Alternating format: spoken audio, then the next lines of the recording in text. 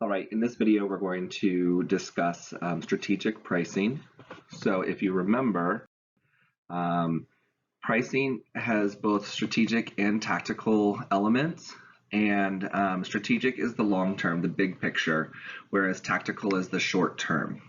And so with the strategic, we want to make sure that we are trying to improve our market share and our position within the market, whereas tactical just might be something where we are going to increase revenue in the short term.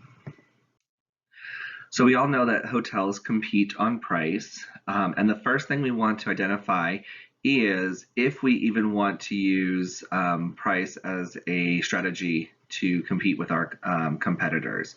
And because we know that the guest is not always price sensitive. Sometimes they are, but they're not always price sensitive. They can be looking at other features of the hotel, the location of it, the amenities that are provided, just different things that about the hotel that can attract guests.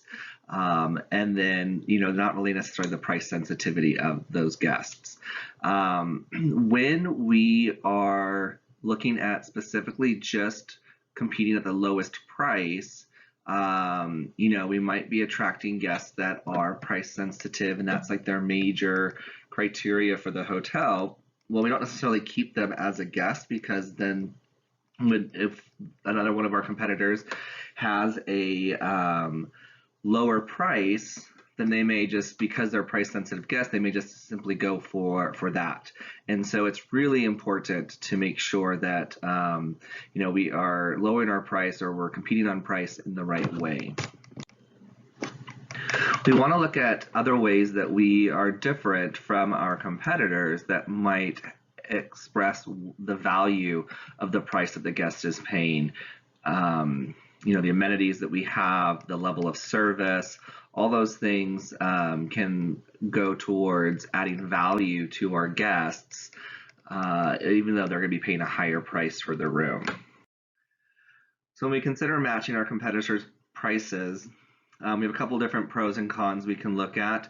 One, as far as the pros, is that there's a rough equivalence among the properties within the comp set. And so that means essentially that pretty much the hotels are pretty equal across the board within the comp set. And when your price is all the same, then the other differentiators come into play as far as what makes your hotel different, because price is no longer considered a different choice because they're all identical. Then we can look at different differentiators that are going to be attracting our guests to the hotels. One of the cons with just simply matching our competitors' prices is you're just giving up control over the price of your hotel, and you're just basically following what your competitors are doing. But you don't necessarily understand why the competitor is lowering their price or raising their price. There's different things that impact the choice to change the price. And so we want to make sure that you are looking at your specific hotel to identify if that price change is appropriate. As far as rate fences, okay, and so when we talk about rate fences, these are different characteristics that affect what rate we charge for the hotel room. Okay, hotel rooms, even within the same hotel, are all priced or can be priced differently. And so these are based on what we call physical rate fences and non-physical rate fences. And so let's look at physical rate fences first. So physical rate fences are specific criteria about the room. Okay, so the size of the room. Is it a standard room? Is it a suite? Is it a two-room suite? The location of the room, or the view from the room. So in San Antonio, we might have Riverwalk rooms. We might have city view rooms. So there's lots of different ways that we can price those different rooms. The bed configuration, so whether it's one king bed or two double beds, might be a specific physical rate fence. And then the amenities that are provided also within the room. A great example of having physical rate fences. One of my favorite hotels downtown is the Hotel Valencia. And Hotel Valencia, they actually have their presidential suite on the third floor. Um, Rather than on the top floor because they want to be able to people to have a good view of the room of the river. Sorry, and then also on the third floor they have kind of half balconies, and then where you can actually go out and sit and look at the river. And then on the first, I think the four floors, 4, 5, and 6 maybe, they have Juliet balconies where you can't go out and sit, but you can just stand and look down the river. They also have other physical rate fences, because they have this beautiful courtyard inside within the interior of the hotel. And the rooms that line that courtyard, they also have a higher room rate because of the view, because of the location within the hotel. So that's kind of a good example of different rate fences.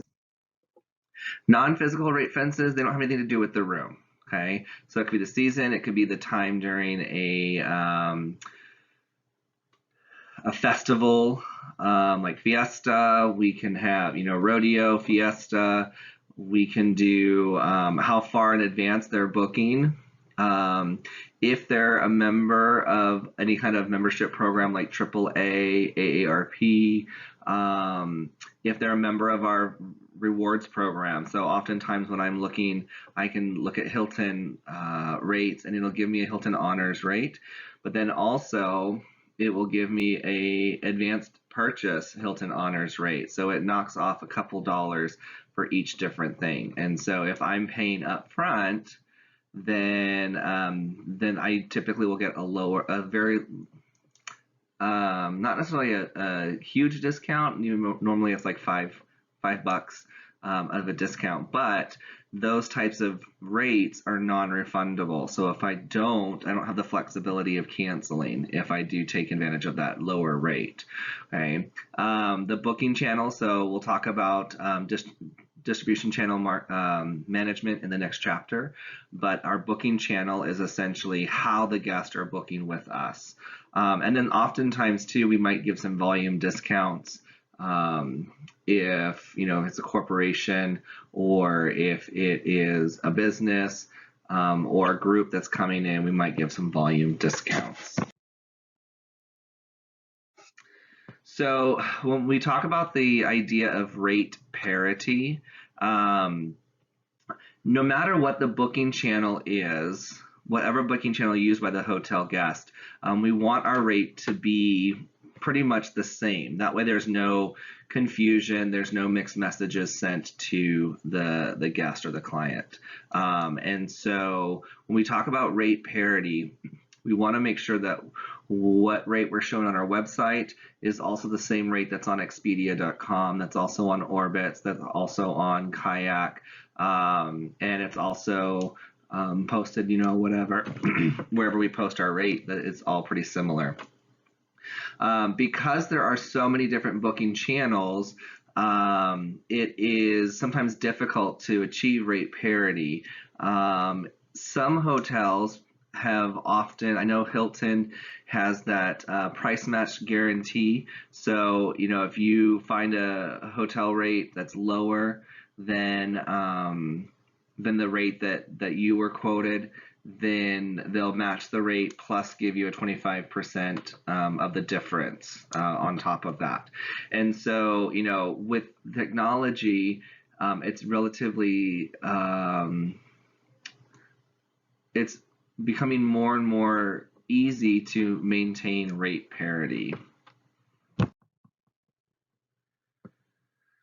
So we want to make sure that as revenue managers, we understand that not all revenue is equal. Okay, and so let's take this example of $1,000 in revenue. Whether it's $1,000 in additional room sales, food sales, or beverage sales, which one would we ideally want to have? And really, it becomes a question of our contribution margin. Okay, what is the difference between what we're selling something for and the cost it takes to produce that? Okay, so those variable costs. we subtract that variable cost from the selling price, and that gives us our contribution margin. Typically, our contribution margin on sales for rooms is much higher than on food and beverage. Okay, beverage typically also then would have the next highest contribution margin, followed by food. Okay, and so as a revenue manager, we want to make sure that we're focusing on all sorts of revenue streams to understand what is the best way to capture the largest net revenue. All right, so if we're taking this idea of looking at different contribution margins, we want to identify the different contribution margins for multiple sources of revenue within the hotel. Okay, and then we can take a look at different departments as well to identify those higher contribution margin items, because even within the same department, we might have different contribution margins on various products. So if we use the bar, for example, as a beverage outlet, the items that have a higher cost to us as the bar are pretty much those premium drinks. Okay, they take a higher quality liquor to make those mixed drinks, and so we want to make sure that we are managing those costs appropriately, but we're also looking at maybe potentially selling other things that have a higher contribution margin, or maybe set our prices to where we can take our most popular items and receive more of a contribution margin from those. Another perfect example, a friend of mine works at a restaurant. He's the general manager, and they serve a lobster dinner. And the lobster dinner is pretty expensive. And so his servers love to sell the lobster dinner because, typically their tips are based on the, percentage of the sales, overall sales. Well, the contribution margin of the lobsters or the premium steaks is relatively low. But the items that do have higher contribution margins are all of the sides, and so in addition to selling the lobster, that's great. For the restaurant, it's also important to sell sides, to sell desserts and appetizers as well. So in addition to those higher ticket items, helping our staff and training our staff to sell, maybe whether in the restaurant to add things, upsell. If we are at the front desk, we can suggest maybe upselling our rooms from a standard room to a suite.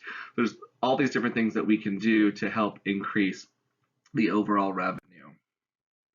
Another way that we can help increase revenue is by developing packages. Okay, we can look at a lot of different information when we work with our property management system. We can look and see what is the main purpose for people visiting our hotel. Is it business or leisure? What is the average length of stay that our guests stay? And then the dollar amount that they spend per guest. And that's not just necessarily on the room rate, but that's also on the food and beverage, on the other outlets within the hotel. And then our lead time, and then the method of channel booking. We want to look at, how are people booking our hotel? Are they booking with a third party? Are they booking direct with us? Lead time is from when they make the reservation to when they actually arrive. So what is the time of the lead time that the guest is using? We can also look by our seasonality of our occupancy. So, if we want to generate revenue during a time that has low occupancy, we can generate packages to kind of help boost occupancy during those other times. We can also even look at the different days of the week to figure out which ones have our lower RevPAR to make sure that we are utilizing and capitalizing on the revenue that's coming into the hotel. So we have two different types of packaging components, internal and external.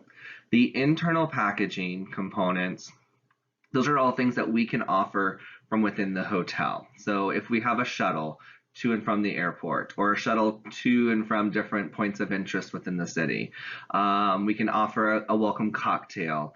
We can offer an upgraded room if they purchase a package. In our restaurant, we can offer dinner for two, services at the spa, a round of golf, all those different things that we can do to provide using our internal packaging. So the external packaging are things that we can do from outside of our hotel. Okay, and so things, if we're close to a theater, we can do tickets to the theater. We can do dinner and a show. If we're close to Six Flags, or SeaWorld, we can include tickets in the price of the package.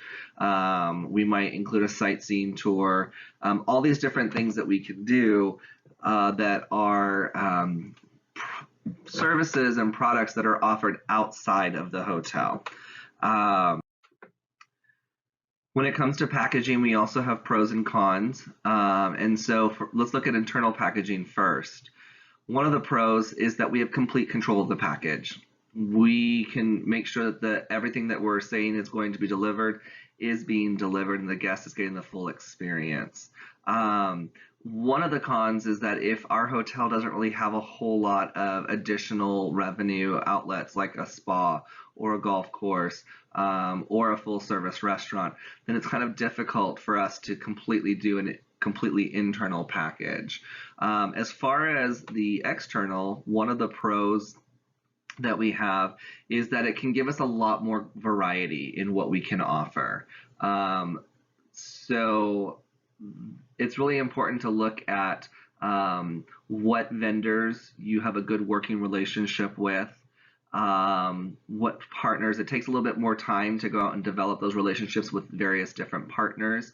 But one of the cons for external packaging is that oftentimes we lose control of the package once the guest leaves the hotel. So if they go to a restaurant and they have bad service, well, that's something that we don't have a lot of control over. That's why it's important that we vet those partners that we're working with to make sure that those partners understand the level of service that's required to meet our guests' expectations.